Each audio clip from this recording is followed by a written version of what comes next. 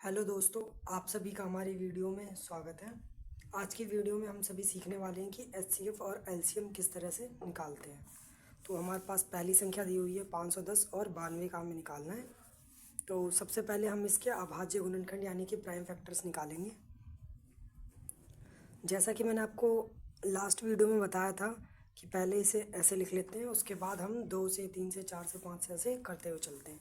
2 से सबसे पहले हम करेंगे तो 2 दूनी 4 यानी कि 2, फिर 1 बच जाएगा और 1 यानी कि 11 हो जाता है।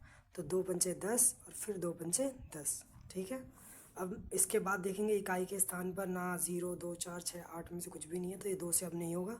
अब 3 से देखने के लिए पहले तीनों का कैलकुलेशन करेंगे और फिर वो भाग हो रहा है कि नहीं।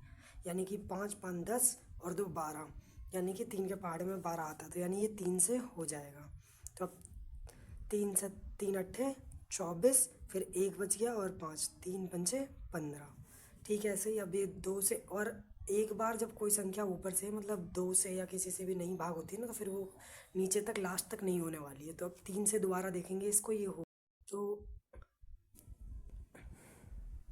तो अब ये 85 है। तो इन दोनों के तीन दोनों का भी जब योग करेंगे तो ये अब ये आएगा 13। तो 13 जो है वो 12 से नहीं होता है, तो ये भी नहीं होगा। अब 4 से, तो इकाई और दहाई का अंक जब हम करेंगे 4 से, तो मतलब 4 से नहीं होगा, तो ये 4 से भी नहीं होगा।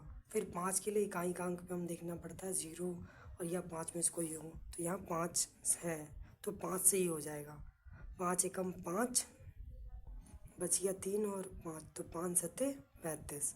अब 17 सिर्फ खुद से ही होता है, किसी और से नहीं होता।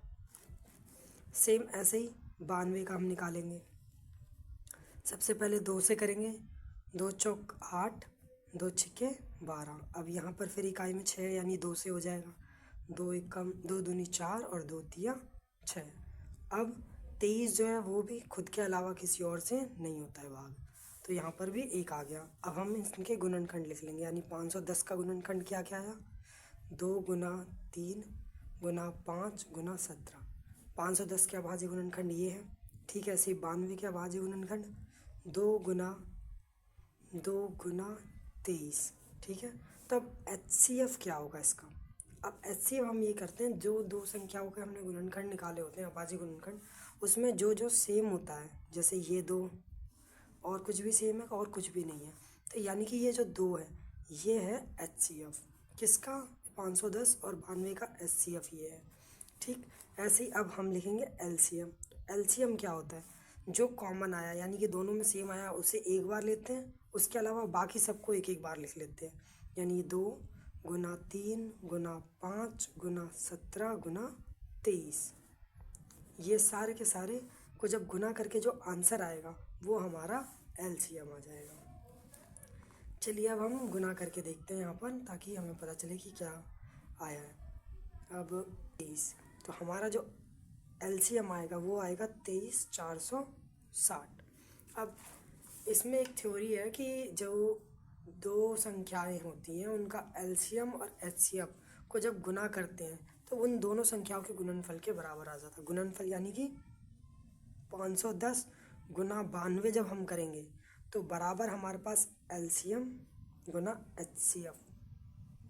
एचसीएफ और एलसीएम को गुना करने पर जो हमारे पास आंसर आएगा वही हमें इन दोनों संख्याओं को गुना करने के बाद आता है। यानी कि 92 बराबर एलसीएम हमारे पास आया 23,460 और एचसीएफ आया हमारे पास 2। ठीक है। तो अब सबके पास यहाँ आया 46,920 और यहाँ पर हम गुना करेंगे तो हमारे पास कितना आया, 46,920 आ गया ना बराबर। तो ये एक थ्योरी है कि एचसीएफ और एलसीएफ को गुना करने पर हमारा सेम उतना ही आता है जितना हमने उन दोनों संख्याओं का एलसीएम और एचसीएफ से आता है।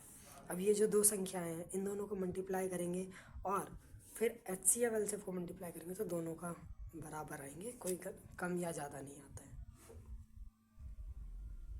थैंक यू दोस्तों, नेक्स्ट वीडियो में हम आगे सीखेंगे।